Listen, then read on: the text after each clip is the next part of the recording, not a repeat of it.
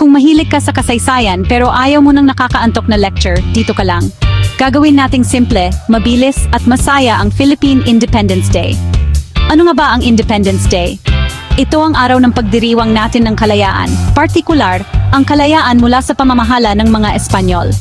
Noong Hunyo 12, 1898, iwinagayway ng mga Pilipino ang kanilang bagong bandila sa Kawit, Cavite at idineklara, malaya na tayo. Hindi lang ito tungkol sa pagtatapos ng kolonisasyon.